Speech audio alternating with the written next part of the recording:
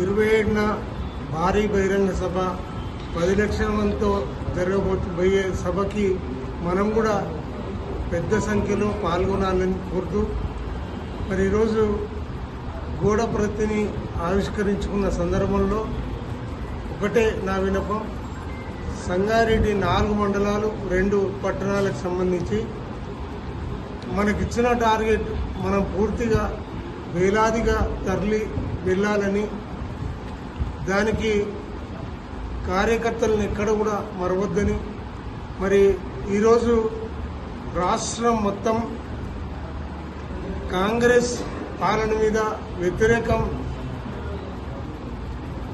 వ్యతిరేకంగా ఈరోజు ప్రజలు చాలా తీక్షణంగా మాట్లాడుతున్న విషయం మనకు తెలుసు.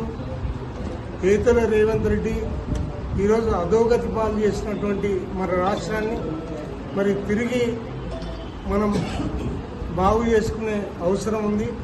దానిగాను కేసీఆర్ ముఖ్యమంత్రి కావాలని ప్రజలందరూ కూడా నిండు మనసుతో ఆశీర్వదించడానికి సిద్ధంగా ఉన్నారు.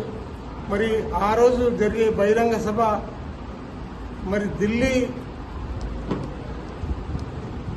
వరకు ఇక్కడ రాష్ట్రానికి నిద్రపట్టని పరిస్థితి ఉండాలని, ఆ రకంగా పెద్ద సంఖ్యలో మనం హాజరు కావాలని మనందరితో విజ్ఞప్తి చేస్తాం.